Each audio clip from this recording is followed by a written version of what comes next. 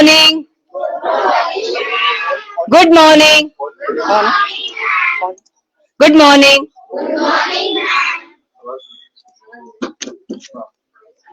Hello hello.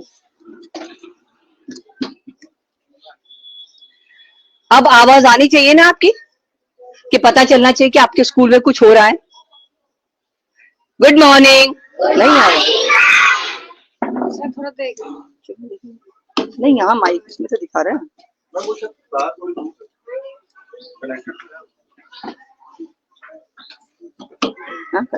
Hello hello hello, ठीक है।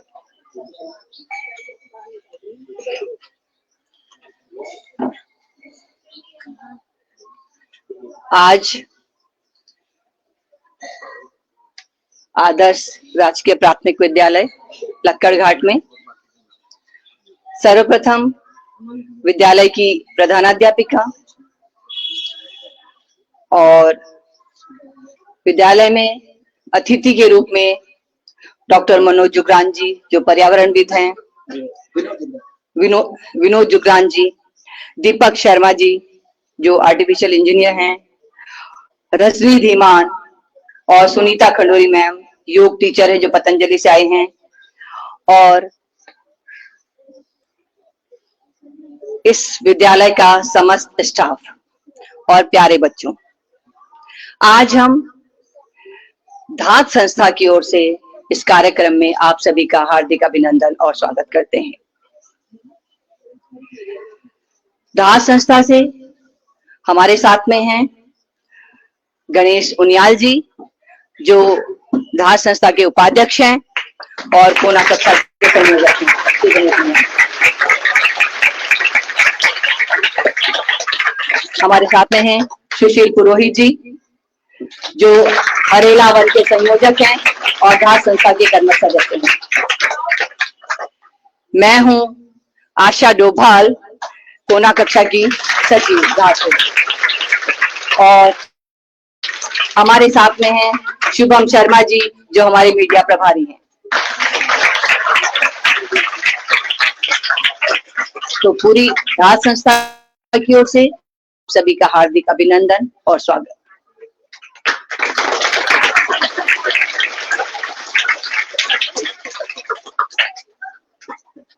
बच्चों, आपके विद्यालय में एक कार्यक्रम रखा गया है। आप पहली बार तो ये पढ़ रहे हैं। आप क्या लिखा है? धात। हम कहां से आए हैं? धात संस्था से, ठीक है। धात। तो जानते हैं आप धात का मतलब क्या हो सकता है? जानते हो? नहीं। गढ़वाल से कितने बच्चे हैं? कोई है? गढ़वाल में जब आवाज लगाते हैं तो आवाज लगाने को क्या बोलते हैं? कुछ बोलते हैं, बोल आता है उसको, पता है क्या बोलते हैं? बोलो, आता है आपको? बोलो बेटा। बोल रही है वो, उसने मन में बोला है। ढ, क्या बोलते हैं? ढ लगाना, आवाज देना। मतलब एक को बुला रहे हैं ना, पर्टिकुलर एक इंसान को बुला रहे हैं तो ढ लगा रहे हैं। और अब जब हम सबको बुला रहे हैं, पूरी कम्युनिटी को, पूरे समूह को, समाज को आह्वान कर रहे हैं, उसको हमने क्या है? धात। ठीक है। तो हम एक ऐसी संस्था से ताल्लुक रखते हैं जो समाज का आह्वान करती है कि आप आइए हमारे साथ और इस दुनिया में मिलकर के कुछ अच्छे काम कीजिए और हमारे साथ भी मिलिए और हमें अपने साथ मिलाइए, ताकि इस समाज का, इस देश का कल्याण हो सके।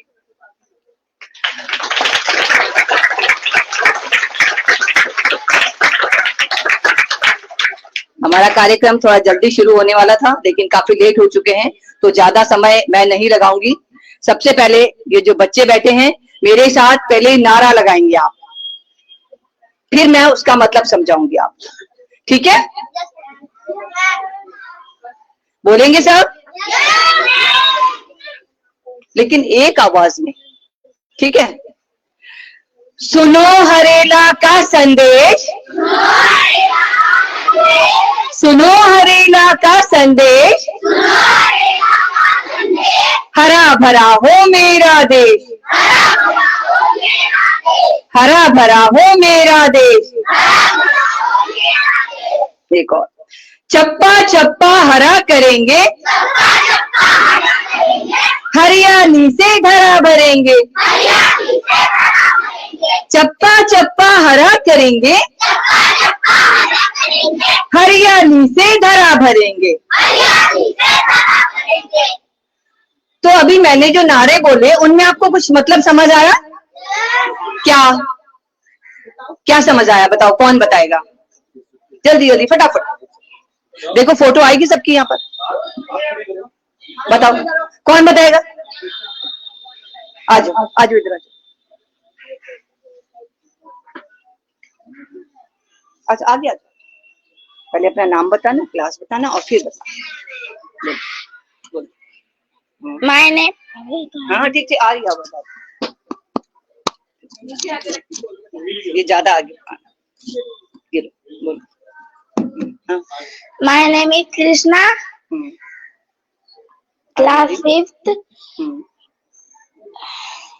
अभी मैंने जो समझाया, मैंने नारे बोले, उसका क्या मतलब था? अपने देश को हरा भरा रखेंगे। हाँ। और हर जगह हरियाली रहेगी। हाँ। कैसे कैसे? पेड़ पौधों से। पेड़ पौधों से। अगर हम पेड़ पौधे नहीं हो जाएंगे तो हरियाली नहीं रहेगी। Very good very good. चलिए जरा ताली बजाइए।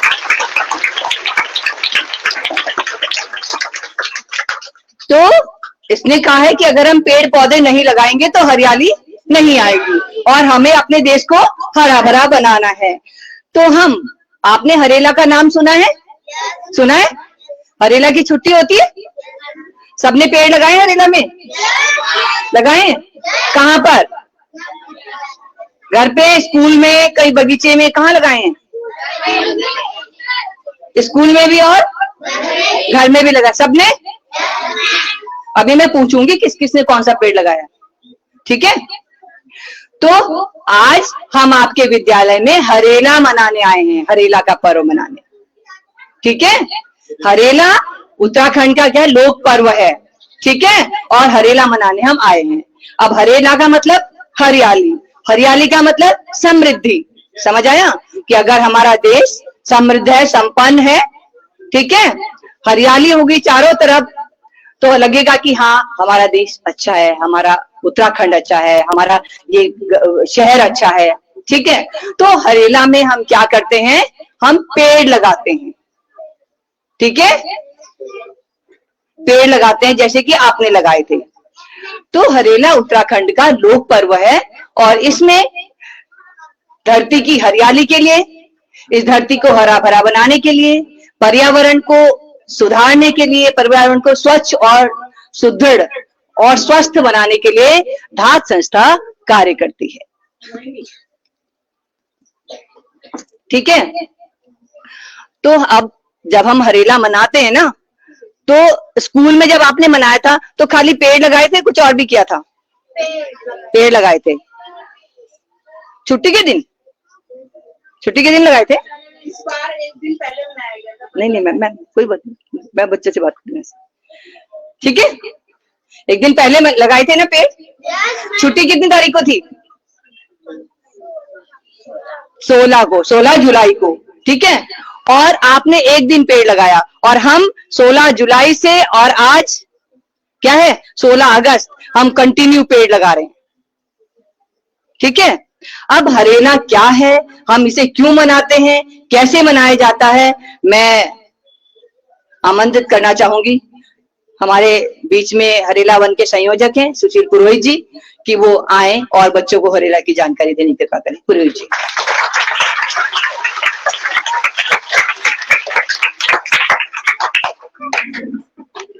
Hello hello hello. आदरणीय मंचासीन जितने अतिथि हैं, मेरा प्रणाम। विद्यालय परिवार को मेरा प्रणाम और धन्यवाद धात की तरफ से कि आपने आज धात की इस मुहिम में अपने विद्यालय को जोड़ा। बच्चों, हरेला का मतलब हरियाली क्या है? किस चीज से होती है हरियाली? पेड़ पौधों से। आपने अभी मई जून में देखा था, क्या हुआ था?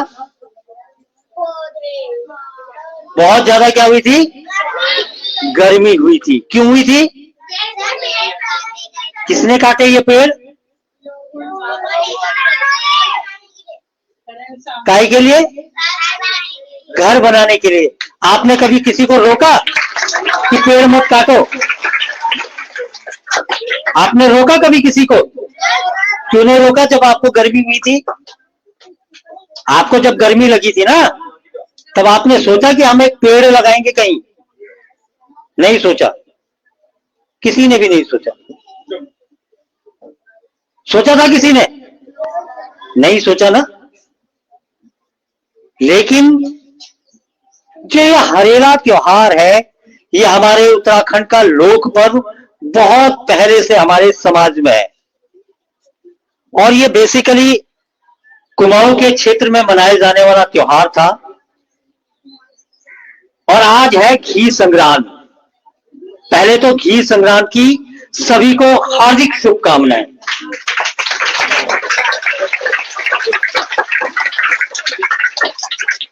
ये हरेला सावन का संक्रांति का पहला दिन होता है, और हमारे यहाँ क्या होता है, बरसात शुरू हो जाती है, और ये माना जाता है इस दिन बीज बोने से वो बीज अच्छा होता है, उससे पेड़ हरे भरे जो भी हम अन्न उग जाते हैं वो अच्छी तरीके से पैदा हो सकता है। ठीक है। और आज है क्योंकि 1 महीने का समय हो जाता है, घास फूस बहुत हो जाती है, और गायों को जो दूध से हम लोग घी बनाते हैं, आज उस घी से पकवान बनाते हैं, इसलिए घी त्योहार।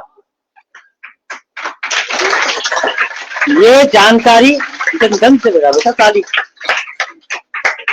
ठीक है।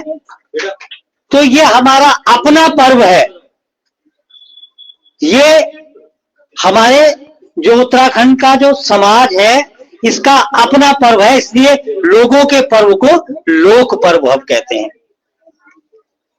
तो हरेला धाद ने वर्ष 2010 में हम कुछ 4-5 लोग थे, और हमने कहा ये लोक पर्व बहुत ज्यादा लोक मान्यताओं में अभी नहीं है, समाज में इतना प्रचलित नहीं है, तो इसके लिए कुछ करना चाहिए। तो हम लोगों ने शुरुआत करी 2010 से, और हमने शुरुआत करी कुछ स्कूलों में पेड़ लगाने से लेकर के धीरे धीरे धीरे आज हम 2024 में हम पहुंच चुके हैं, और हम स्कूलों के साथ साथ अब मोहल्लों में जहां बहुत ज्यादा जरूरत है पेड़ों की, साथ साथ कॉलोनियों में, मंदिरों में, विद्यालयों में, जहां भी हमें पेड़ लगाने के लिए स्थान मिलता है हम वहां पेड़ लगाने जाते हैं। आपने अपने स्कूल में कितने साल हो गए आपको? 5वीं कक्षा के कितने विद्यार्थी हैं? हाथ उठाओ। अगर आप कक्षा 1 से आज पेड़ लगाते कोई, तो कितने साल का हो जाता वो पेड़? आपने तो लगाया नहीं, एक भी पेड़ नहीं है आपके विद्यालय में। हाथ नीचे कर दो। आप अपने जन्मदिन के दिन जो केक काटते हैं या दूसरे खर्चे करते हैं 20-25 रुपए का, अपने माँ पिताजी को बोलिए कि मुझे एक पेड़ दीजिए, मैं अपने विद्यालय में अपने नाम से लगाऊंगी। और जब आप यहां से पास होके चले जाओगे 8वीं में, 10वीं में, या कभी ग्रेजुएशन करने के बाद आप अपने विद्यालय में आओगे, तो आप देखोगे अरे मेरा लगाया हुआ मेरे जन्मदिन का दिन का पेड़ देखो, आज 10 साल का हो गया, आज 15 साल का हो गया है। होगा नहीं होगा? उससे क्या फायदा होगा?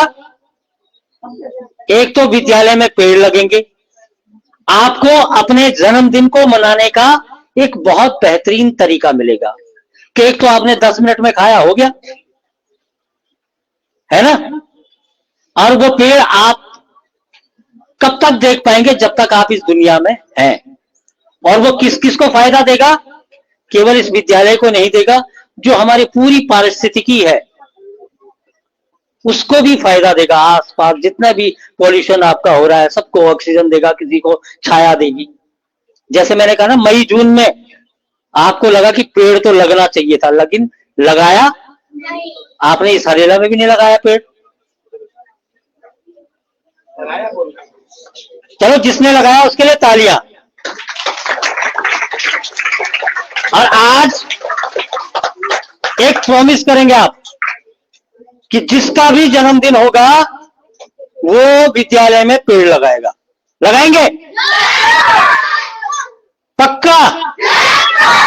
और हम उसको देखने आएंगे। एक बाल वाटिका मैम शुरू कर दीजिए बच्चों के, आपके पास तो डेट ऑफ बर्थ रहती है, आप डिस्प्ले कर दीजिए इस महीने इन बच्चों का जन्मदिन है। सामूहिक रूप से आप उस महीने में उन बच्चों के नाम से एक पेड़ लगा दीजिए। देखिए विद्यालय कितना खूबसूरत लगेगा आपका, है ना? लगाएंगे? और देखिए आपको सिर्फ 2 महीने उसकी देखरेख करनी होती है जब आपकी छुट्टियां होती हैं मई जून में, है ना? बाकी तो बारिश होती रहती है। और आपका अगर ये पूरा जितना ये एरिया है, यहाँ कम से कम 100 से 150 पेड़ लग जाएंगे और आपका विद्यालय इतना खूबसूरत लगेगा, आपका घर में बैठने का मन नहीं करेगा। बार बार होता है कि अरे मैं देखा हूं मेरा पेड़ कितना बड़ा हुआ होगा। कभी कोई पेड़ लगा के देखिए आप, आपकी बार बार इच्छा होती है कि मैं उस पेड़ को देखने जाऊं, आज कितना बड़ा हुआ होगा। तो लगाएंगे ना आप? चलिए, तो इन्हीं शब्दों के साथ मेरी जो हमारी हरेला की जो एक माह की जो यात्रा है, आज उसका अंत आपके विश्राम में उसको कहूंगा। 1 वर्ष का जो विश्राम अगले वर्ष के हरेला तक का है, आपके विद्यालय से हो रहा है। तो मैं चाहूंगा 1 वर्ष का समय आपके पास अपने विद्यालय में पेड़ लगाने का, अपने जन्मदिन के दिन। तो ये प्रॉमिस आपने कर दिया है, अगले वर्ष हरेला में हम फिर आएंगे और देखेंगे आपने अपना जन्मदिन प्रकृति के साथ किस तरीके से मनाया है। धन्यवाद। धन्यवाद सर। तो बच्चों समझ आया आपको हरेला का मतलब? कि हरेला में हम पेड़ लगाते हैं। सर ने बताया था कि ये कुमाऊं में मनाया जाता था पहले। तो कुमाऊं में तो क्या करते थे, केवल उसमें पौधों, उसमें 2-4 बर्तनों में हम बोते थे, ठीक है? मिट्टी के बर्तन होते थे या उसकी टोकरियां होती थी बांस की। तो जो संक्रांति गई ना, जिस दिन हरेला था, उसे 10 दिन पहले वो बीज बो लेते थे, ठीक है? और जब वो हो जाते थे 8-10 दिन के बाद, हरेला वाले दिन उनको काटते थे, ठीक है? और फिर पूजा वूजा भी करते थे और फिर कान पे भी रखते थे। तो वो खाली हरियाली वहां तक सीमित थी, क्योंकि और फिर वो सोचते थे, जब उनके बड़े लोग जो थे जो बोते थे उसको, वो देखते थे कि इस वाले बर्तन में जो है सबसे अच्छी हरी फसल हुई है, तो उस फसल को हम इस साल बोएंगे, इसके लिए मौसम अच्छा है, क्लाइमेट अच्छा है, ठीक है? उसका नाम था हरेला। अब हरेला जब हमने यहाँ मनाना शुरू किया, धार ने 2010 से मनाना शुरू किया, ठीक है? और 2010 से मनाते मनाते 2010, 11, 12, 14, फिर 16 और लगातार हम इसको, फिर हमने पहले 1 दिन का मनाते थे, फिर मुख्यमंत्री आवास पे हमने इसको मनाया और मुख्यमंत्री जी को ज्ञापन भी दिया कि ये हरेला को लोक पर्व आप घोषित करें, क्योंकि राज्य पर्व मनाया जाना चाहिए, हमारा लोक पर्व है, इसको राज्य पर्व की श्रेणी में आना चाहिए। तब से हरेला की आपकी छुट्टी भी होने लगी, ठीक है? तो इसलिए हमने सोचा कि 1 दिन न करके हम इसमें रोज पेड़ लगाएंगे। बच्चों सुनो प्लीज, अब अगर हम हर दिन पेड़ लगाएंगे तो सोचो कितने पेड़ हो जाएंगे, होंगे कि नहीं? फिर ये गर्मी आपको सहनी नहीं पड़ेगी। अगर आपके यहाँ पर अगर बहुत सारे पेड़ लगे होते तो हवा चलती रहती, पंखे की जरूरत नहीं होती, फिर आपको ये पंखा भी नहीं झेलना पड़ता इससे, है ना? तो अभी सर ने कहा है आपको कि आप अपने जन्मदिन पे हर बच्चा पेड़ लगाएगा, ठीक है ना? लगाएंगे ना? तो अगली बार जब हम आएंगे हम देखेंगे कितने बच्चों ने कितने पेड़ लगाए हैं, ठीक है? आज से 12 महीने काउंट कर लीजिए और 12 महीने तक लगातार पेड़ लगते रहेंगे। जो बच्चे आसपास रहते हैं वो छुट्टी में आकर भी लगा सकते हैं, मई जून की छुट्टी में, 1 ही महीने की छुट्टी होती है आजकल तो, ठीक है? तो हरेला का मतलब ही हरियाली है। हम पूरे कोशिश कर रहे हैं कि उत्तराखंड में, हमारे देश में और सबसे पहले हमारे स्कूल से शुरू हो ये हरियाली का पर्व, ठीक है? तो हम इसको पेड़ लगा करके पर्यावरण से जोड़ रहे हैं ताकि हमारा पर्यावरण अच्छा हो। अब अगर ये बताओ, पेड़ हमें क्या देते हैं? और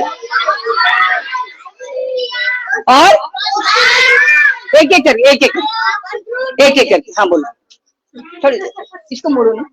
हाँ, क्या देते हैं पेड़ में?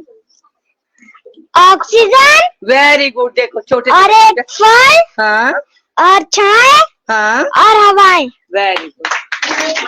ऑक्सीजन, फल, छाया और हवा, अब ये बताओ छाया और हवा में क्या अंतर है? बोलो, छाया और हवा में क्या अंतर है? हाँ, जल्दी आ जाओ।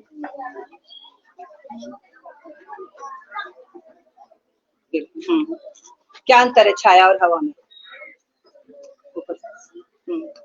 आ जाओ।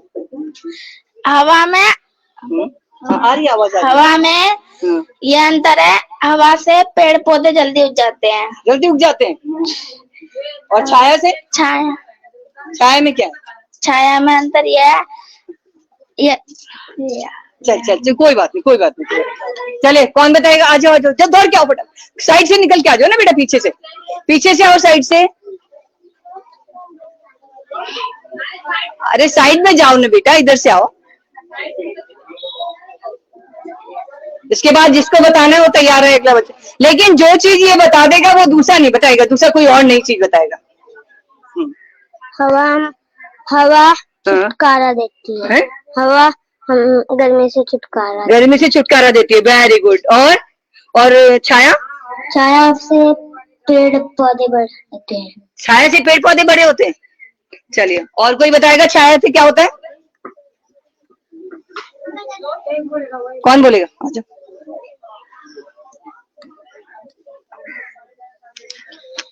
हवा से हमें ऑक्सीजन मिलता है और छाया से हम गर्मी से बचते हैं। गर्मी से बचते हैं। ताली बजाइए जरा।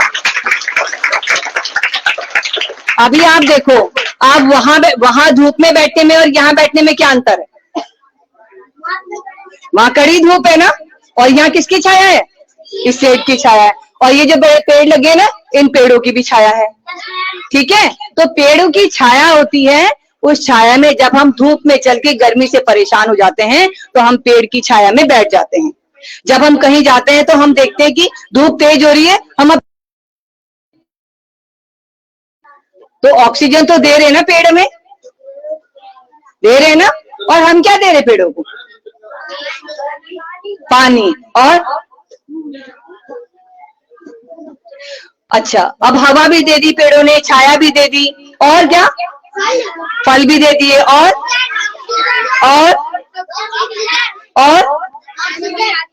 ऑक्सीजन तो हो गया, उसके अलावा और लकड़ी और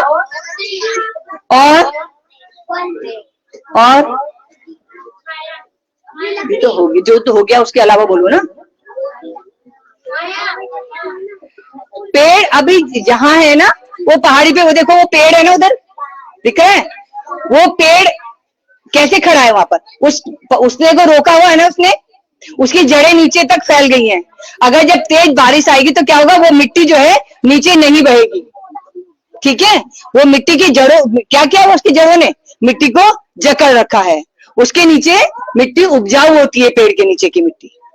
ठीक है, अब मैं बताती हूँ क्या दे रहे हैं हमें वृक्ष। ठीक है, जब हम एक ही पेड़ लगाते हैं, एक जगह एक जैसे पेड़ लगाते हैं, तो उसको हम क्या बोलते हैं? एक ही जगह पर हम एक जैसे पेड़ लगाते हैं, वो क्या होता है? फलों के पेड़ लगाए, माना एक जगह पर हमने सेब के पेड़ लगा दिए, तो वो क्या कहलाएगा? पूरा बगीचा। क्या कहलाएगा? फलों का बगीचा। और एक जगह यहाँ पर हमने बांस लगा दिया, इधर हमने शीशम लगा दिया, इधर साल लगा दिया, और बहुत सारे पेड़ लगा दिए, वो क्या हो जाएगा? जंगल। जंगल में बहुत तरह के पेड़ होते हैं ना, होते हैं कि नहीं? तो जहां हर तरह के पेड़ होते हैं अलग अलग, वैसे पर्टिकुलर एक पेड़ का साल का जंगल भी होता है, शीशम का जंगल भी होता है, लेकिन हम आमतौर पे क्या करते हैं? जंगल खड़े कर रहे हैं। ठीक है, और वो जंगल जैसे हमने बनाए हैं, तो हमने इन जंगलों में बहुत सारे, उसको वन कहते हैं ना, वन, तो वन बना दिए हमने बनाया है एक स्मृति वन, जो अस्थल रोड पे है। वहां पर सबने अपनी प्रियजनों की याद में पौधे लगाए हैं, उसका नाम है स्मृति वन। दूसरा है बाल वन, उसकी देखरेख वो बनियावाला हाई स्कूल के प्रांगण में है, उससे आगे, और उसकी देखरेख बच्चे करते हैं, इसलिए उसका नाम है बाल वन। ठीक है, और आपकी जैसे यहाँ पर अगर बच्चे पेड़ लगाएंगे, उसको बनाएंगे बाल वाटिका। समझ आया? और दूसरा है मित्रवन और एक है पुष्पवन। तो ऐसे ही जंगल खड़े हो रहे हैं, ठीक है। सामने देखो, देख। तो बोलो, क्या है जंगल के उपकार? क्या है जंगल के उपकार? मिट्टी, पानी और बयार। मिट्टी, पानी और बयार। मिट्टी, पानी और बयार, ये है जंगल के उपकार। और हमने मिट्टी बोल दिया था और हवा बोला, लेकिन पानी तो नहीं बोला। पानी भी तो हमें जंगलों से मिलता है, पेड़ों से मिलता है कि नहीं। जहां जहां पर ऊपर पहाड़ों पे पेड़ होते हैं, जब बादल आते हैं तो क्या करते हैं, टकरा जाते हैं, तो क्या होती है, बारिश होती है। जहां पर पेड़ ज्यादा होते हैं वहां ज्यादा बारिश होती है। और फिर पेड़ क्या करते हैं, अपने जड़ों में पानी को सोख लेते हैं। कहीं कहीं पर तुम जो गांव में रहते होगे वहां पर स्रोत का पानी भी पीते होंगे ना, पेड़ों की जड़ों से जो पानी आता है। और पेड़ सोख लेते हैं वो उनका पानी, जब तक बारिश नहीं होती तब तक उनके जड़ों से वो अपने आप को सिंचाई करते रहते हैं, ठीक है। तो ठीक है, अभी आपने सुन लिया, मुझे लग रहा है आप सब बोर हो रहे हैं। बोर हो रहे हो? Yes ma'am. तो क्या कहानी सुनाई जाए आपको? है कहानी तब सुनाऊंगी अगर आप चुप रहोगे। तो जब आप चुप रहोगे तभी कहानी सुनाई जाएगी। तो इसके साथ ही हमारी धात संस्था, जो हम आपके सामने खड़े हैं, हम क्या क्या करते हैं, किन किन कामों से हमारी शुरुआत हुई, कब इसकी शुरुआत हुई और इसके अंतर्गत हम क्या क्या कौन कौन से एकांश हम चलाते हैं, उन सब एकांशों की जानकारी देने के लिए मैं आमंत्रित करना चाहूंगी गणेश उनियाल जी को, जो कि धात संस्था के उपाध्यक्ष हैं। वो आए और इस तरह की जानकारी दीजिए। उनियाल जी। सम्मानित मंच, समस्त विद्यालय परिवार, सबको मेरा नमस्कार। और प्यारे बच्चों, आशीर्वाद।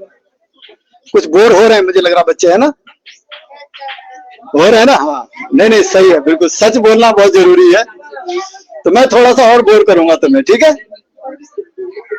गर्मी भी है और थोड़ा लेट भी हम हो गए। तो धात के बारे में तो आपको पता लग गया कि धात क्या है।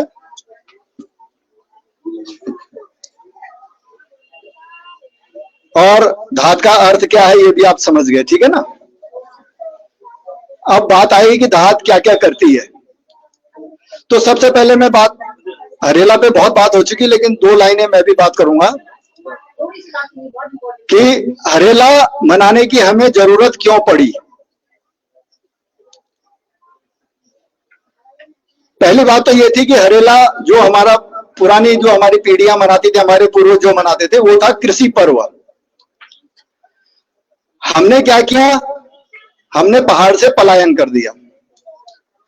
और कृषि पर्व उस समय वो लोग क्यों इसको मनाते थे, क्यों इस तरह से मनाते थे, क्योंकि तब न तो कृषि का विज्ञान इतना डेवलप था और न ही पहाड़ों में उसकी सूचनाएं पहुंच पाती थी, जो थोड़ा बहुत उपलब्ध भी था। तो हमारे जो पूर्वज हैं उन्होंने अपना साइंस विकसित किया था। उन्होंने सीजन के समय देखा कि हम 8-10 तरह के बीज बो करके देख लें, जो सबसे अच्छा होगा इसका मतलब उसके लिए क्लाइमेट सबसे अच्छा है, तो उसकी फसल वो उगाते थे। अब आप सोच सकते हो कि हमारे पूर्वज कितने बुद्धिमान थे।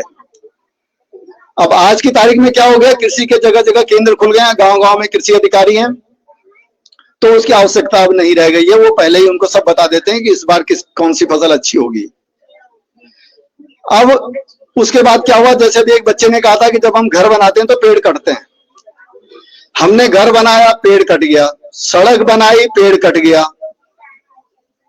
तो इस नुकसान को कौन कर रहा है, हम। ये मनुष्य का बनाया हुआ नुकसान है। और प्रकृति की एक नेचर है, प्रकृति अपनी व्यवस्था स्वयं करती है, क्योंकि जंगल किसी ने नहीं लगाए, जंगल किसी ने नहीं उगाए। साल के जंगल में साल के पेड़ हर साल सैकड़ों की संख्या में बढ़ते हैं, वो कोई नहीं लगा रहा है। प्रकृति अपनी व्यवस्था खुद करती है, लेकिन जब हम उसको नुकसान पहुंचाते हैं तो प्रकृति अपना प्रकोप भी दिखाती है। और उत्तराखंड में इस तरह के प्रकोप आप लोगों ने बहुत बार देख लिए हैं। तो इसलिए हमें जब हमने खुद उसको नुकसान पहुंचाया है तो हमारा फर्ज है कि हमें उस नुकसान की भरपाई भी करनी चाहिए, इसीलिए हमने ये अभियान छेड़ा हुआ है। हम जिस दिन पैदा होते हैं उसी दिन से हम प्रकृति से कुछ ना कुछ लेना शुरू कर देते हैं। हमारी 3 माँ होती हैं बच्चों। एक माँ तो वो है जिसने हमें जन्म दिया, जन्म देते ही क्या किया, उसने हमें दूध पिलाया। उसके बाद दूसरी माँ आती है हमारी गौ माता। जब हम माँ का दूध जब कम पड़ने लगता है तो हम क्या करते हैं, गाय का दूध पीते हैं। वो अलग बात है कि आजकल डब्बे का भी पी रहे हैं, लेकिन हम गाय का दूध पीते हैं। उसके बाद जब हम उस श्रेणी से आगे निकलते हैं तो क्या होता है, हम अन्न खाना शुरू करते हैं। वो अन्न कौन देता है, धरती माँ। तो ये जो 3 माताएं हैं, इन तीनों का ऋण हम कभी नहीं चुका सकते, ठीक है। तो धरती माँ का ऋण चुकाने की हम एक कोशिश करते हैं कि हम पेड़ पौधे लगा करके धरती माँ को सुंदर बनाएं और अपने पर्यावरण को बचाएं। गर्मी के ऊपर अभी बात हो गई, देहरादून में इस बार 43 डिग्री का टेम्परेचर देखा गया, जिसने कि इस अभियान को और गति दी और बहुत बड़ा समाज इससे जुड़ता जा रहा है। अब मैं थोड़ा धात के बारे में आता हूं कि धात और क्या क्या काम करती है। धात सामाजिक रूप से संवेदनशील लोगों का एक समूह है। धात कोई एनजीओ नहीं है। हम लोग सरकार से या किसी उद्योगपति से पैसा ला करके काम नहीं करते हैं। हमारे साथ एक एक व्यक्ति जुड़ता है और उनके सहयोग से हम काम करते हैं। और जैसे अभी बताया गया, यहाँ पे स्मृति वन, मित्र वन, पुष्प वन, जितने पौधे हमने लगाए हैं वो हर पौधा किसी न किसी व्यक्ति ने लगाया है। और हमारा इस बार का जो ध्येय वाक्य है वो है, वृक्ष लगाएं, वृक्ष बचाएं, उपज हिमालय की। अपने लगाने से ही काम नहीं चलेगा। हमें उस मानसिकता से बाहर निकलना है कि हम जो टारगेट बनाते हैं कि हम 3 लाख लगाएंगे, 5 लाख लगाएंगे, लेकिन हमें यह सोचना चाहिए कि हम बचाने का टारगेट क्या रख रहे हैं। मैं तो कहता हूं आप बचाने का 3000 का टारगेट रखिए, बहुत अच्छी बात है कि हम उनको बचाएंगे भी। लगा करके हम क्या करते हैं, भूल जाते हैं और हम एक पौधे की हत्या भी करते हैं, जिसको कि हम नर्सरी से उठा करके ले आते हैं। तो हमें वो चीज नहीं करनी चाहिए। अब तीसरी बात आ गई, अन्न हिमालय का अपना है। हिमालय का अन्न हमें क्यों अपनाना चाहिए? सब लोगों ने वहां से पलायन कर दिया, ज्यादातर लोगों ने, हम भी पलायनवादी हैं। और पलायन को आप रोक भी नहीं सकते हैं, क्योंकि पलायन के बहुत सारे कारण हैं। और वो ये ऐसा नहीं है कि उत्तराखंड में ही होता है, वो सब जगह होता है। तो ये जो पलायन है, इस पलायन के कारण क्या हुआ कि पहाड़ में जो लोग रह गए हैं उनकी उपज जो होती है उसका उपभोक्ता नहीं रह गया। और उपभोक्ता नहीं मिलेगा तो वो क्या करेंगे, उपजाना भी बंद कर देंगे, अपने मतलब का उगाएंगे और बंद कर देंगे। तो हमने एक आह्वान ये भी किया है कि हम हिमालय के अन्न को अपने दैनिक भोजन में शामिल करें। इससे क्या होगा कि जो लोग वहां पे थोड़ा बहुत उत्पादन कर रहे हैं उसका एक उनको मार्केट मिलेगा, तो उनको भी एक प्रोत्साहन मिलेगा। इस तरह से हमने इसके लिए एक फंची कार्यक्रम चलाया है। फंची को भी, ये भी गढ़वाली शब्द है। फंची का मतलब होता है पोटली। पहले जमाने में पहाड़ों में क्या होता था, अब तो थैले वाला कल्चर आ गया है। एक किसी कपड़े में अलग अलग अनाज की छोटी छोटी पोटलियां बना करके और एक साथ बांध दी जाती थी, उसको फंची कहा जाता था। तो हमने एक फंची का एक कार्यक्रम चलाया है, जिसमें कि हम पूरे देश के अंदर जहां भी जिसका रिक्वायरमेंट होता है, जिसकी आवश्यकता होती है, जो मांग उनसे, हम उसको वहां तक उत्तराखंड का अनाज भेजते हैं। ये हमारा पंछी कार्यक्रम है। उसके बाद दूसरा हमारा एक जो महत्वपूर्ण और कार्यक्रम है वो है पुनरुत्थान। यहाँ पर कितने बच्चे हैं जिनको पता है कि 2013 में केदारनाथ में आपदा आई थी? Very good. तो बेटा 2013 में जब केदारनाथ में आपदा आई थी तो वहां पर क्या हुआ, बहुत सारे लोग मारे गए थे और बहुत से बच्चे ऐसे थे जिन्होंने अपने पिता को खो दिया था, यानी उनके परिवार का कमाऊ सदस्य दुनिया से चला गया था। तो जब वहां पर सहायता पहुंची, चारों तरफ से पहुंची, ऐसा नहीं सहायता नहीं पहुंची, बहुत सारी सहायताएं पहुंची। और लेकिन इस तरह की जो सहायता जाती है, किसी भी आपदा में जब सहायता जाती है, तो उसकी उम्र 2 महीने, 4 महीने, 6 महीने तक होती है। उसके बाद फिर सब लोग चुप हो जाते हैं। फिर उन लोगों को अपने आप ही हिम्मत करनी पड़ती है अपनी जिंदगी जीने की। तो धाद ने वहां पर उस समय एक सर्वे किया। असल में ये बात सामने आई कि जिन बच्चों के पिता नहीं रहे, उनके परिवार का जब कमाऊ सदस्य नहीं रहा, तो उनकी शिक्षा का क्या होगा। क्योंकि जब भी किसी परिवार में कोई आपदा आती है, तो सबसे पहला असर बच्चों की शिक्षा पे पड़ता है। क्योंकि खाने की व्यवस्था कुछ दिन बाद हो जाती है और वो बिल्कुल जरूरी होता है, इसलिए उसके लिए कुछ ना कुछ लोग कर लेते हैं, लेकिन शिक्षा के ऊपर सबसे बड़ा संकट आता है। तो हमने उस समय वहां पर एक सर्वे किया और उस सर्वे में हमें 175 से अधिक बच्चे ऐसे मिले थे कि जो अपने पिता को खो चुके थे और उनके परिवार पे संकट था, उनकी पढ़ाई पे संकट था। तो हमने आह्वान किया, ऐसे ही हमने धार लगाई जैसे हम आज यहाँ पर लगा रहे हैं। हमने एक धार लगाई और लोगों से आह्वान किया कि आइए इन बच्चों की शिक्षा के लिए हम कुछ करें। तो उसके लिए हमारे साथ में बहुत सारी संस्थाएं भी जुटी, बहुत से लोग जुड़े और हमने एक कार्यक्रम शुरू किया जिसमें कि हमने उन बच्चों को 800 रुपए मासिक देना शुरू किया और यह सहयोग आज भी जारी है। अब इसमें लगभग 60 के करीब बच्चे हैं, क्योंकि बहुत से बच्चे पढ़ के निकल चुके हैं, कुछ अपनी नौकरी में हैं, कुछ व्यवसाय कर रहे हैं, वो सब लोग सक्षम हो चुके हैं। 60 के करीब बच्चे अभी भी हैं। लेकिन अब हमने इसमें एक आयाम और जोड़ा है कि किसी भी तरह की आपदा में किसी बच्चे ने अपने पिता को खोया है तो उसको भी हम सहयोग करेंगे। और ये सारे सहयोग जो 175 से अधिक बच्चे जो मैं बता रहा हूं, ये भी समाज के लोगों ने सहयोग किया। हर बच्चे के पीछे कोई ना कोई व्यक्ति था। किसी ने एक बच्चे को सहयोग किया, किसी ने 2 बच्चों को, किसी ने 100 रुपए महीना भी दिया लोगों ने, और उससे हम उस कार्यक्रम को चलाते आ रहे हैं। तो ये हमारा पुनरुत्थान कार्यक्रम था। दूसरा हमारा कार्यक्रम है जो सबसे इंपॉर्टेंट और है कि एक कोना कक्षा का, ये हमने सरकारी क्षेत्र के जो विद्यालय हैं, सार्वजनिक शिक्षा से जुड़े जो विद्यालय हैं, उनके बच्चों के लिए शुरू किया है। अधिकतर देखा गया है कि सरकारी स्कूलों में पहाड़ों में स्थिति बहुत खराब है और वहां पर बच्चों को एक अच्छा साहित्य, अच्छी पत्रिकाएं मिलना एक बहुत मुश्किल काम है। हालांकि सरकार अब काफी प्रयास कर रही है, लाइब्रेरी की व्यवस्थाएं सरकार द्वारा की जा रही है, किताबें भेजी जा रही हैं, लेकिन फिर भी हमने सोचा कि हमारा काम एक्चुअली क्या है, हम समाज को किसी न किसी काम से जोड़ने में विश्वास रखते हैं। क्योंकि समाज जब किसी काम में जुड़ता है तो कुछ ना कुछ अच्छा निकल करके आता है। तो हमने इस कार्यक्रम से भी समाज को जोड़ा। हमने ये प्रयास किया कि हम क्यों ना इन बच्चों के लिए कुछ ऐसा करें कि इनके लिए अच्छी अच्छी किताबें, जो विश्व स्तर की अच्छी अच्छी कहानी की किताबें, छोटी छोटी किताबें, वो भेजें और इनको मासिक पत्रिका, चंपक जैसे मासिक पत्रिका आती है, चंपक कौन किस किस बच्चे ने देखी है, पढ़ी है चंपक? हाँ, नहीं मिल पाती, इसीलिए हमने वो कार्यक्रम एक शुरू किया है। हम शीघ्र ही आपके विद्यालय के लिए भी कोना की व्यवस्था करेंगे, तो हम आपके यहाँ भी चंपक भिजवाना शुरू करेंगे।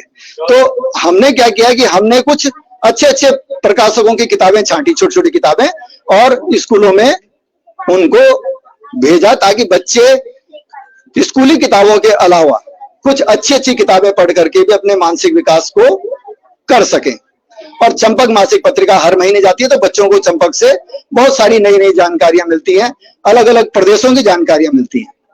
तो इस तरह से हमने ये कार्यक्रम किया। ये कार्यक्रम हमने शुरू किया था 2018 में देहरादून से 28 स्कूलों के साथ में, और आज की तारीख में हम इस तरह के 800 से अधिक कोने पूरे उत्तराखंड के हर जिले में स्थापित कर चुके हैं, और हर कोने के पीछे एक व्यक्ति समाज का खड़ा है। और जब वो व्यक्ति समाज का स्कूल से जुड़ता है तो वो स्कूल में और भी बहुत सारा सहयोग स्कूल में करते हैं। हमारे पास इस तरह के बहुत उदाहरण है। कई स्कूल में किसी एक डोनर ने तो वहां पे लाइब्रेरी बनाने तक की बात कर दी, लैपटॉप दिए गए, बच्चों को जूते, स्कूल ड्रेस, कपड़े, किताबें, इस तरह की चीजें, बहुत सारी चीजें लोगों ने जाकर के वहां पर दी हैं। तो इस तरह से हमारा ये कार्यक्रम, समाज जब जुड़ता है तो वो कुछ ना कुछ आगे जरूर उससे निकलता है। तो ये कार्यक्रम हमने इस तरह से शुरू किया है। इसके बाद हम लोग गढ़वाली भाषा के ऊपर भी काम करते हैं, जिसके लिए हमारा मातृभाषा एकांश है। गढ़वाली, कुमाऊनी, जौनसारी, उत्तराखंड की जो क्षेत्रीय भाषाएं हैं उनके ऊपर भी हम लोग काम करते हैं। हिंदी साहित्य के ऊपर भी हम लोग काम करते हैं, उसके लिए हमारा साहित्य एकांश है। वो भी अच्छी अच्छी किताबें प्रकाशित करते हैं, जिनको कि हम बड़े बच्चों के लिए, इंटर कॉलेज के लिए हम भेजते हैं। तो इस तरह से हमारे ये सारे कार्यक्रम चलते रहते हैं। तो आज हम जो आपके यहाँ आए हुए हैं, हम आपके यहाँ कुछ पेड़ लगाएंगे, लेकिन एक शर्त होगी, इन पेड़ों को बचाने के लिए आपको हमें प्रॉमिस करना पड़ेगा। केवल कब करना पड़ेगा? मई और जून में। तो जो बच्चे स्कूल के आसपास रहते हैं, नजदीक रहते हैं, वो जून के महीने में आकर के और उन पौधों को पानी जरूर देंगे, तभी वो अगले साल तक बच पाएंगे। तो इस तरह से हम जो है ये सारे कार्यक्रम करते हुए हम समाज के बीच, हरेला का हमारा पूरा 1 महीने का अभियान था, जिसका आज आखिरी दिन है और कल हमारा इसका समापन है देहरादून में। कल इसका हमारा समापन है, जिसमें कि हम इसके समापन की घोषणा भी करेंगे और कुछ सांस्कृतिक गतिविधियां भी वहां पर होंगी।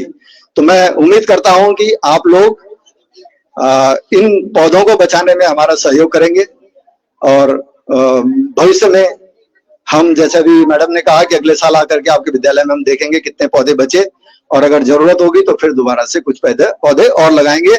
और उस बात को जरूर ध्यान रखना जो मैडम ने कहा कि हर बच्चा अपने जन्मदिन पे और अपने माता पिता से कहें कि अपनी शादी की वर्षगांठ पे एक पौधा जरूर लगाएं। बेटा, केक काटना हमारी संस्कृति नहीं है, ठीक है? आप लोग अगर काटना चाहते हैं, खुश होते हैं उसमें, तो कोई बात नहीं, खुशी मनाने में कोई दिक्कत नहीं है, लेकिन केवल केक काटने से नहीं होता है।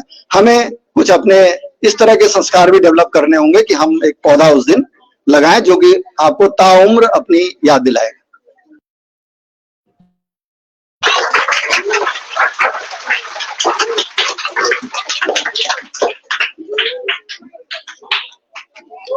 धन्यवाद उनियाल जी।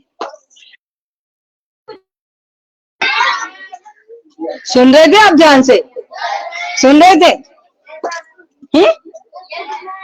कितने बच्चों ने सुना? सबने सुना है? पूछो, पूछा जाए क्या सुना है? चलिए बाद में पूछूंगी। धन्यवाद उनियाल जी, आपने विस्तार से दास संस्था के बारे में जानकारी दी और बच्चों ने सुना भी है। अब मैं आमंत्रित करना चाहूंगी दीपक शर्मा जी को, जो आर्टिफिशियल इंटेलिजेंस से हैं। आप पहले अमेरिका में थे, अब यहाँ पर आप आकर के समाज सेवा में जुटे हैं, समाज को सहयोग दे रहे हैं अपने कार्यों से। तो मैं आमंत्रित करना चाहूंगी आपको कि आप सूक्ष्म शब्दों में थोड़े से अपने विचार रखने की कृपा करें।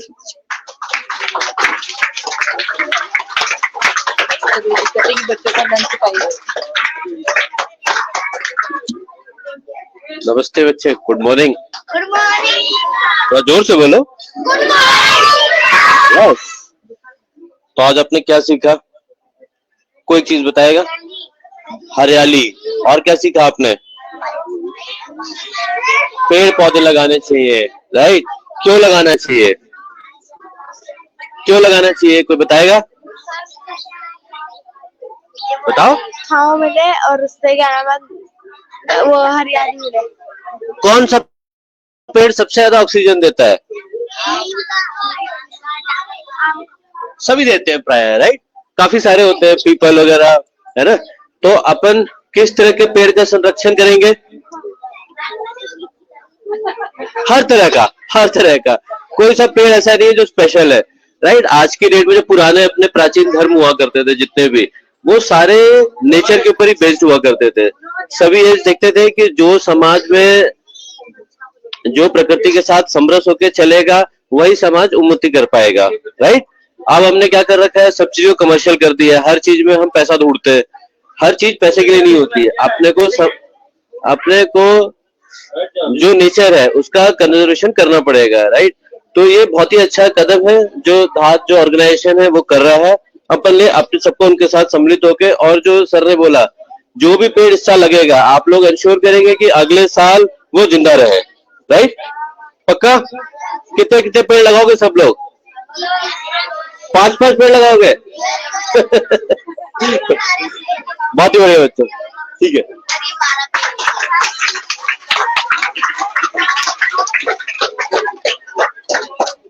Thank you so much Deepak ji. तो सबने कहा है हम 5-5 पेड़ लगाएंगे। फिलहाल तो आप इस साल में अपने जन्मदिन पे 1 पेड़ लगा लीजिएगा, ठीक है। हर बच्चा, अगर अब पूरे साल भर में जितने बच्चों का जन्मदिन होगा उतने जब पेड़ लगेंगे तो वो तो अपने आप में ही बहुत सारे हो जाएंगे, होंगे कि नहीं। और आपका ये वाला जो एरिया है ये पूरा भर जाएगा। लेकिन खाली लगाना नहीं है, उसकी देखरेख भी करनी है, उसके चारों तरफ एक घेराबंदी भी करनी है ताकि इसको गाय आकर ना खा जाए, ठीक है। पानी भी डालना है, खाद भी डालनी है ताकि ये सूखे ना, ठीक है। कितने बच्चों का घर स्कूल के पास है? बहुत बच्चे हैं ना। तो जो पेड़ लगेंगे ना यहाँ पर, गर्मियों में स्कूल में आकर के आपने उनमें पानी डालना है जून के महीने में, ठीक है, ताकि वो सूखेंगे नहीं, ठीक है।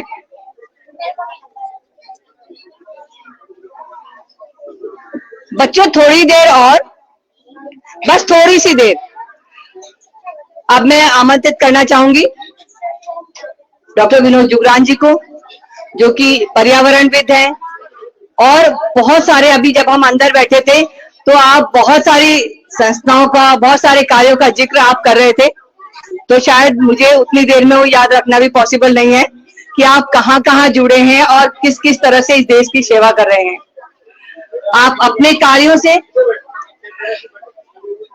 जैसे कोई भी इंसान है, कोई भी कार्य करता है, बच्चे पढ़ाई करके देश की सेवा कर रहे हैं, हम समाज के लिए काम करके देश की सेवा कर रहे हैं, तो आप भी उस पर्यावरण में और इस समाजोपयोगी कार्यों में अपना योगदान देकर के आप भी देश की सेवा कर रहे हैं। तो मैं चाहूंगी कि आप भी सूक्ष्म शब्दों में अपना वक्तव्य रखें।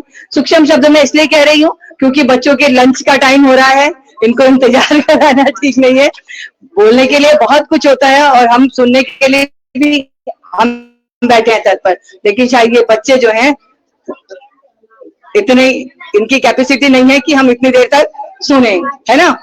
तो अब आपको सर बता देंगे ना, उसके बाद मैं कहानी सुनाऊंगी आपको, ठीक है। लेकिन आप चुपचाप बैठे सुनोगे, सर की बात सुनोगे ना, पक्का। तो पिन ड्रॉप साइलेंट, बिल्कुल चुप होकर सुनेंगे, तब हमें लगेगा कि आप सुन रहे हैं, ठीक है। तो जुगान जी,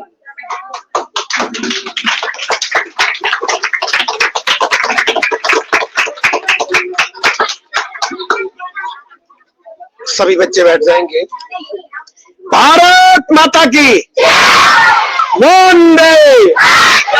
शाबाश बच्चों, आप जो बच्चे सो रहे थे उनकी नींद खुल गई है ना।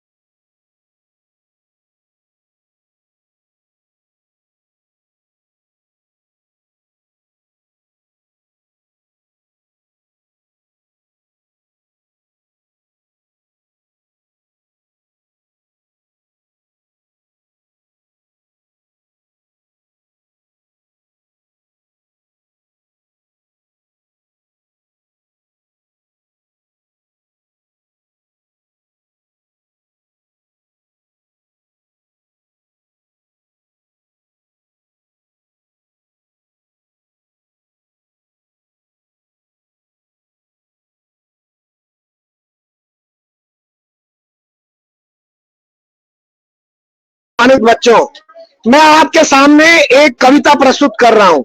क्या कर रहा हूँ? कविता। अब वो कविता क्या है, उस कविता में सारा कुछ जो है वो निहित है। तो कविता आप सुनोगे? ठीक है, सुनाऊं मैं आपको? आप सुनने को तैयार हैं? तो मैं देख रहा था कोई किसी के सिर पे कोई किताब रख रहा है, कोई कागज को खा रहा है, अपना पोस्टर किसी ने उल्टा किया हुआ है। ये सब नहीं करना है। आप अपना अपना पोस्टर वहीं रखेंगे फिलहाल, और पोस्टर दिखना चाहिए सीधा करके। वो बेटा पीछे आपका पोस्टर उल्टा है, बिटिया पोस्टर सीधा करिए अपना, ठीक है? बस हो गया, नीचे कर लीजिए। अब सुनिए, बस बच्चों नीचे करो। हेलो, उल्टा पोस्टर किया हुआ उसको भी 1 घंटे तक रखेगा क्या? सुनो बच्चों ध्यान से, हम लोग स्कूल क्यों आते हैं? तो मैं आपको पढ़ने की एक कविता सुना रहा हूं, पढ़ने की एक कविता आपको सुना रहा हूं। का खा गा सीखोगे अगर, कठिन न होगी कोई डगर। का खा गा सीखोगे अगर, कठिन न होगी कोई डगर। हाँ, कठिन न होगी कोई डगर। अब क ख ग हम सीखते कैसे हैं? कैसे सीखते हैं? अक्षर से। कैसे? अक्षर से, अक्षर ज्ञान से ही क ख ग सीखते हैं। सुनिए ध्यान से आगे। कैसे जन्म हुआ अक्षर का मानव के इतिहास में? हाँ, मानव के इतिहास में। मानव घने वनों से आया, पर्वत से गुफा से आया। पहले आदिवासी होते थे सब लोग, वन मानुष होते थे, तो फिर कहां से कैसे उत्पत्ति हुई? पर्वत। मानव वनों से आया, पर्वत से गुफा से आया, फिर धरती पर मैदानों पर उसने अपना हल जो चलाया। बोया बीज जमीन के ऊपर, बोया बीज जमीन के अंदर, अंकुर उपजाया धरती पर। क्या किया उसने? बीज बोया। कहाँ बीज बोया? धरती पर, जमीन के अंदर। और वहां से जो बीज बोया तो क्या होता है? अंकुर उपजता है। क्या उपजता है? अंकुर। समझते हो?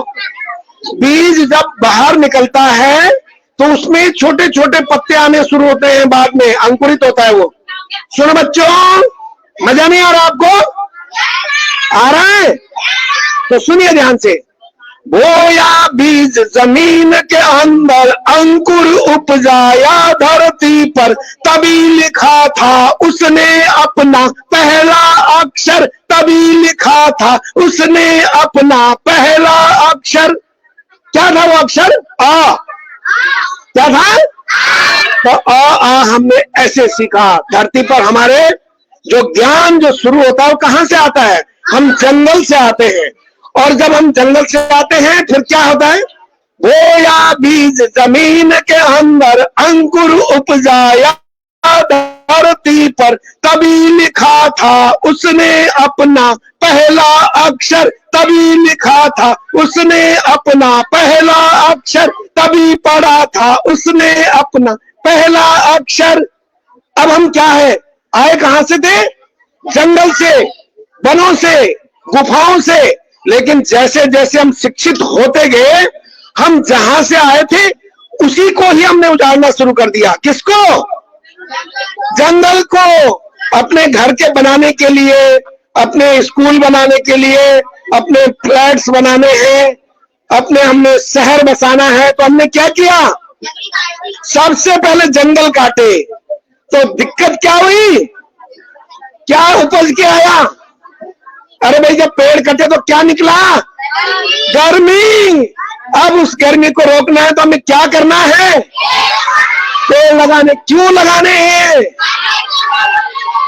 अगर सांसें लेनी है, कोविड था अभी 2 साल पहले, आपने देखा कि कोविड में क्या हुआ? सांस की दिक्कत हुई। किसकी दिक्कत हुई? तो अब सांस अगर लेनी है, हमें प्रकृति को संरक्षित करना पड़ेगा, पर्यावरण को संरक्षित करना पड़ेगा। उसके लिए हमें क्या लगाने पड़ेंगे? पेड़ के पौधा। पेड़ लगाने के पौधा। आप बच्चे हो कि बड़े हो? बच्चे। तो हमें पेड़ नहीं लगाना है, पौधा लगाना है। क्या लगाना है? और पौधा कितने साल का होता है? 3 साल से नीचे जो पौधा होता है, 3 साल से नीचे का जो होता है वो पौधा होता है। उससे जब उसको हम बड़ा करेंगे तो पेड़ बनेगा। समझ गए? अब मैं 2 मिनट में ये बात अपनी खत्म कर रहा हूं कि हमें पेड़ लगाने की जरूरत क्यों पड़ी। पहले हमारे जो बुजुर्ग थे, बच्चों ध्यान से सुनो, बिटिया ध्यान से सुनो जरा। पहले हमारे जो बुजुर्ग थे, दादी दादा थे, वे जब पेड़ काटने के लिए जंगल जाते थे मकान बनाने के लिए, तो क्या करते थे? पेड़ों की पूजा करते थे और वन देवता से निवेदन करते थे कि हमें घर बनाने के लिए एक पेड़ की जरूरत है, हम कल एक पेड़ काट करके ले जाएंगे। अब क्या है? अब हम अपनी संस्कृति को भूल चुके हैं। अभी हमारे जो बुजुर्ग थे वो पढ़े लिखे नहीं थे, लेकिन उनको ज्ञान था। शिक्षा का विस्तार हुआ और ज्ञान कम होने लगा। परंपरागत के ज्ञान कम हो रहा है। जो हमारी भारतीय ज्ञान परंपरा है वो कम हो रही है। तो इससे क्या हुआ कि पर्यावरण का असंतुलन हो गया। हमारा जो पर्यावरण का पारिस्थितिकी तंत्र है वो कहीं ना कहीं प्रभावित हो रहा है। आज बच्चे अब उकुला रहे हैं। बच्चे बात ध्यान से क्यों नहीं सुनते? इसलिए क्योंकि उनको गर्मी लग रही है। तो हमने क्या किया? जो गलती की पढ़ाई के साथ साथ पढ़ते तो गए, पर जहां से पढ़ने के लिए आए थे सबसे पहले उसका नुकसान किया। आज आप घर में जाइए, सबसे पहले अगर घर में कथा हो रही है वहां कलश रखा जाता है। कलश क्यों रखते हैं? जल के संरक्षण के लिए। शादी ब्याह होता है, गेट पर द्वार पर वहां पर एक बहन खड़ी होती है, बिटिया खड़ी होती है, उसके सिर में जल रखा होता है। किस लिए? वो जो कलश है जल संरक्षण का प्रतीक है। ऐसे ही हम जब कथा भागवत करते हैं तो घट स्थापन किया जाता है। उस घट स्थापन में क्या होता है कि वहां पर भी ये बताया जाता है कि मैं प्रकृति के साथ में जल का संरक्षण करना है। तो बच्चों ध्यान से सुनो, ये 5वीं वाली जो बच्चियां हैं ध्यान से नहीं सुन रही है, ये छोटे बच्चे ध्यान से सुन रहे हैं कि हमें 3 काम करने हैं। ये 3 संकल्प लेके आज हम जाएंगे ताकि हम सुशिक्षित बने, ज्ञानी बने, भारतीय ज्ञान परंपरा को हम पालन करें। तो अभी पर्यावरण को दूषित करने वाला जो सबसे बढ़िया, सबसे ज्यादा प्रभावी जो पर्यावरण को प्रदूषित कर रहा है, क्या कर रहा है? पर्यावरण किस चीज से बिगड़ रहा है? किस चीज से? कागज से कि प्लास्टिक से? तो हमने 3 काम करने हैं कि हमने पौधा लगाना है, पेड़ पौधे लगाने हैं। क्या लगाना है? लगाने हैं। और उसके बाद पानी को बचाना है। पानी को, बिटिया तुम क्यों नहीं बोल रही हो? पानी को क्या करना है? बचाना है। प्लास्टिक को भगाना है, पॉलिथीन को। तो 3 काम हमने करने हैं। मैं ज्यादा समय नहीं लूंगा और बहुत बोल चुके, क्योंकि अब आपका भोजन का समय है और जब राशन का समय हो तो भाषण ज्यादा देर तक नहीं देना चाहिए। बच्चे अकुला गए हैं। मैं इतना ही कहना चाहता हूं, बच्चों आप बहुत अच्छा कर रहे हैं। आपका विद्यालय आदर्श विद्यालय है। आपने आदर्श स्थापित किया। आप बच्चों ने बहुत ध्यान से सुना। मैं विद्यालय परिवार के जो यहाँ पर शिक्षिका बहनें हैं, हमारे गुरुजन हैं, मैं सभी का आभार व्यक्त करता हूं। जो हमारी आशा कार्यकर्ता, आंगनवाड़ी कार्यकर्ता यहाँ पहुंची हैं, हमारे जनप्रतिनिधि, हमारे यहाँ पर एआई इंटेलिजेंस के जो सुपर मास्टर हैं दीपक जी, उनका और हमारी मातृशक्ति का मैं यहाँ पर धन्यवाद करना चाह रहा हूँ।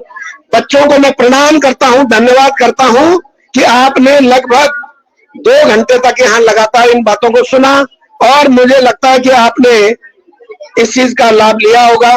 तो बस मैं यही कहना चाहूंगा बच्चों की आप खूब पढ़े, खूब बढ़े। आप अपने जीवन में जब भी आपका जन्मदिन आता है तो जन्मदिन में आप केक ना काट करके लड्डू का प्रसाद चढ़ाए। हमारी जो संस्कृति है वो संस्कृति क्या है कि हम लड्डू बटते हैं, बूंदी से लड्डू बनता है, तो हम उसको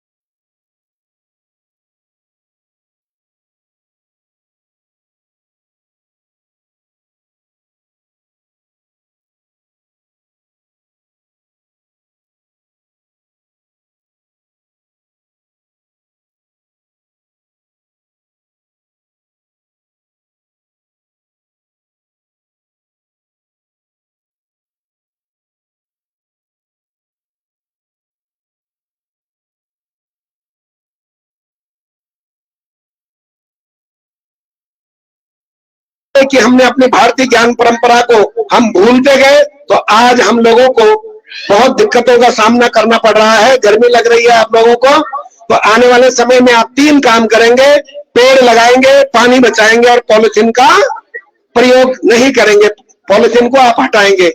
तो बस इतना ही कह करके मैं अपनी वाणी को विराम देता हूं कि जब टूटने लगे सपने तो ये बात याद रखना, बिना मेहनत के हासिल तक तो ताज नहीं होते, अंधेरे में ढूंढ लेना तुम अपनी मंजिल, क्योंकि जंगल में जुगनू रोशनी के मोहताज नहीं होते, जंगल में जुगनू रोशनी के मोहताज नहीं होते। जय हिमालय, जय हिंद, आप सभी का धन्यवाद। और मैं पुनः एक बार यहाँ पर हमारे जो प्रधानाध्यापिका है बहन शांति जी, इनका धन्यवाद करूंगा कि उन्होंने सुंदर आयोजन यहाँ पर किया, और इन बच्चों का आभार व्यक्त करूंगा कि आपने अनुशासित पूर्ण ढंग से अपना अनुशासन का परिचय दिया। जय हिमालय, जय हिंद, धन्यवाद। धन्यवाद सर, बहुत अच्छे से आपने बच्चों को समझाया भी है, और जो 3 बातें सर ने बताई हैं, क्या वो 3 बातें याद रखेंगे आप? पक्का? ठीक है। अभी आपके खाने का टाइम हो रहा है? हो रहा है? तो बस 5 मिनट शांति से बैठ जाओ, तो हम छोड़ेंगे आपको, और अगर आप चुपचाप नहीं बैठोगे फिर हम भी यहीं रहेंगे, आप भी हम बातें ही करते रहेंगे। फिर मंजूर? क्या क्या मंजूर? कि खाना खाएंगे? चुपचाप बैठे रहेंगे 5 मिनट, बस थोड़ी सी देर प्लीज। ठीक है, बहुत अच्छे बच्चे हो आप, और गर्मी में सब बच्चे ऐसे ही करते हैं, लेकिन फिर भी आप बैठे हो, अच्छी बात है। ठीक है, अब मैं विद्यालय की प्रधानाध्यापिका जी से निवेदन करूंगी कि आप भी चंद शब्दों में बच्चों को, हमें कुछ अपनी थोड़ी सी सीख देने की कृपा करें। मैम जी।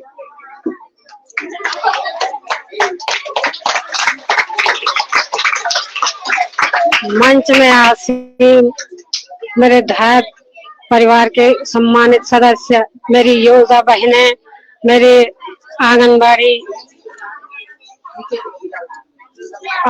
की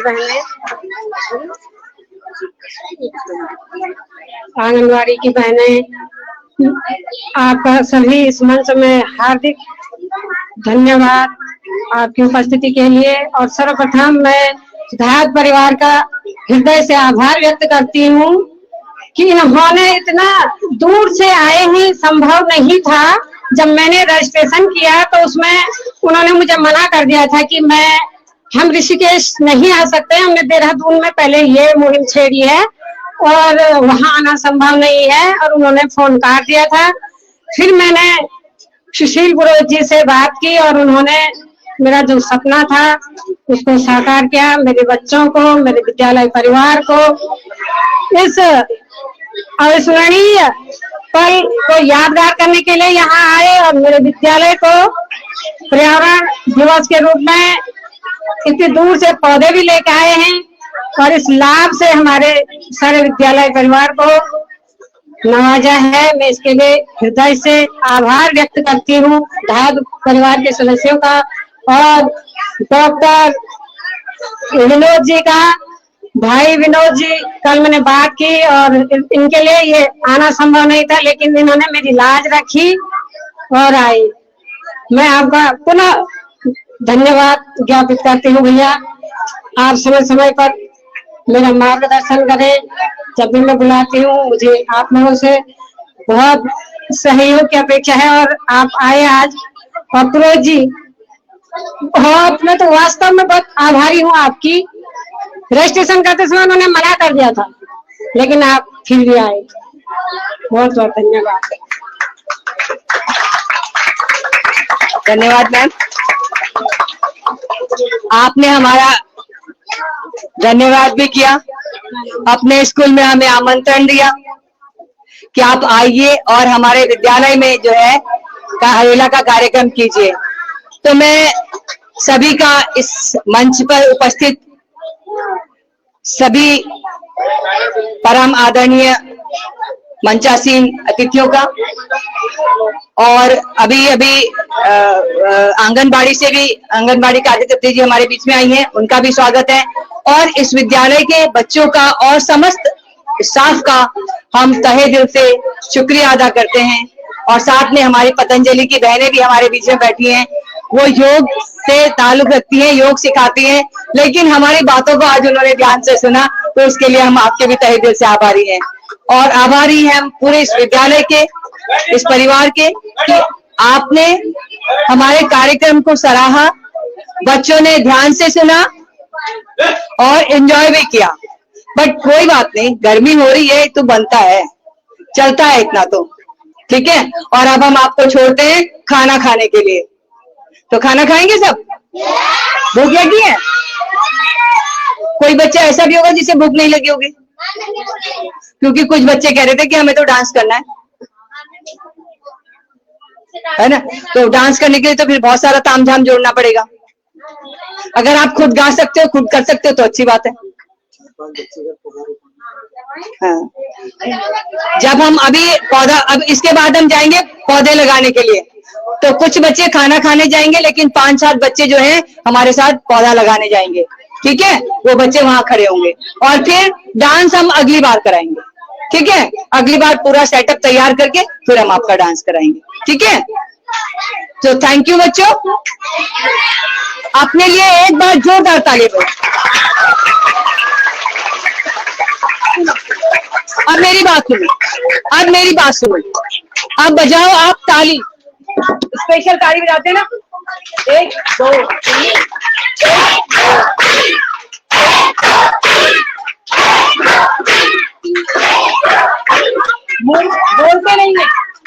बोलते नहीं है, केवल मन में बोलते हैं। मैंने बोला 1 2 3, नहीं बोला ना।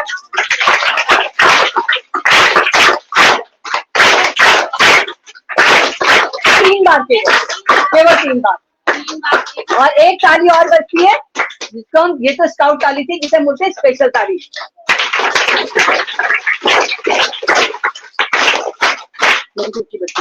ठीक है, अगली बार जब आएंगे तो यही ताली बजाएंगे, आप ये वाली नहीं बजाएंगे, ठीक है। खुश रहिए हमेशा, ठीक है, ओके। अब आप जा सकते हैं।